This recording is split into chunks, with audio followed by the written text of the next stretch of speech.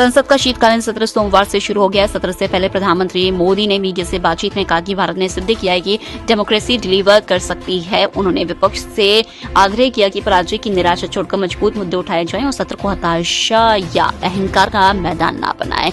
सत्र में विपक्ष एसआईआर, आंतरिक सुरक्षा और लेबर कोड पर चर्चा चाहता है, जबकि सरकार वंदे मातरम पर बहस चाहती है। 1 से 19 दिसंबर तक चलने वाले इस सत्र में 15 बैठकें होंगी और 10 नए बिल पेश हो सकते हैं, जिनमें एटॉमिक एनर्जी बिल भी शामिल है। दिल्ली आतंकी ब्लास्ट मामले की जांच के तहत एनआईए ने कश्मीर के शोपिया, पुलवामा और कुलगाम में लगभग 10 स्थानों पर सर्च ऑपरेशन चलाया। मौलवी इरफान और डॉक्टर आदिल, डॉक्टर मुजम्मिल, आमिर राशिद और जसीर बिलाल के घरों में छापे मारे गए। जसीर को ब्लास्ट का मुख्य सह साजिशकर्ता माना जा रहा है और उस पर ड्रोन हमलों की साजिश का आरोप है। एनआईए अब तक 7 लोगों को गिरफ्तार कर चुकी है। कांग्रेस वर्किंग कमेटी के सदस्य शशि थरूर एक बार फिर पार्टी की महत्वपूर्ण स्ट्रेटेजिक ग्रुप मीटिंग से नदारद रहे। थरूर के कार्यालय के अनुसार वह केरल में अपनी 90 वर्षीय मां के साथ थे। इससे पहले भी वे एसआईआर मुद्दे पर बुलाई गई मीटिंग में शामिल नहीं हुए थे, जबकि उसी दिन पीएम मोदी के कार्यक्रम में दिखे थे। लगातार अनुपस्थिति से पार्टी में असहज माहौल है और थरूर की राजनीतिक दूरी की चर्चा फिर जोर पकड़ रही है।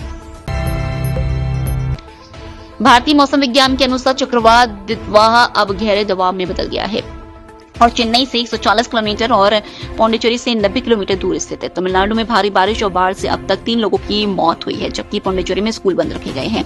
इससे पहले श्रीलंका में दितवाहा ने भारी तबाही मचाई, जहां 334 लोगों की मौत और 370 लोग लापता हैं। 11 लाख से ज्यादा लोग प्रभावित हुए और लाखों को शेल्टर होम में रहना पड़ रहा है। बलूचिस्तान के नोककुंडी स्थित एससी हेडक्वार्टर पर रविवार देर रात सुसाइड अटैक हुआ। गेट पर धमाका कर 6 हमलावर परिसर में घुस आए, जिसके बाद सुरक्षा बलों ने मुठभेड़ में 3 से 6 हमलावरों को मार गिराया। पंजकुर जिले में भी एक चेक पोस्ट पर हमला हुआ। एफसी प्रवक्ता के अनुसार दोनों हमले बलूचिस्तान लिबरेशन आर्मी ने किए। तुर्की की कंपनी बाइकार के मानव रहित फाइटर जेट किचलिमा ने हवा से हवा में मिसाइल दागकर एक हाई स्पीड ड्रोन को सफलतापूर्वक मार गिराया। इस दौरान जेट 5 F-15 विमानों के साथ उड़ान भर रहा था। किचलिमा का रडार सिग्नेचर बेहद कम है, जिससे इसे ट्रैक करना मुश्किल होता है। बाइकार ड्रोन एक्सपोर्ट में लगातार बढ़त बन रही है और 2023-24 में $1.8 अरब के निर्यात के साथ शीर्ष कंपनियों में शामिल है।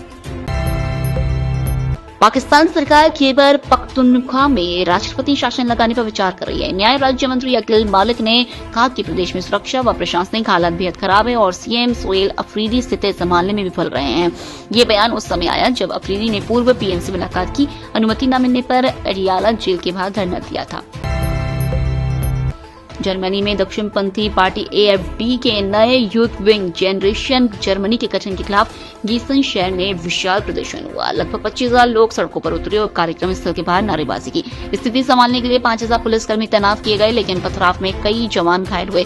पुलिस ने वाटर कैनन और पेपर स्प्रे का इस्तेमाल किया। प्रदर्शनकारियों का आरोप है कि एएफडी नाजी विचारधारा को फिर से मजबूत करने की कोशिश कर रही है।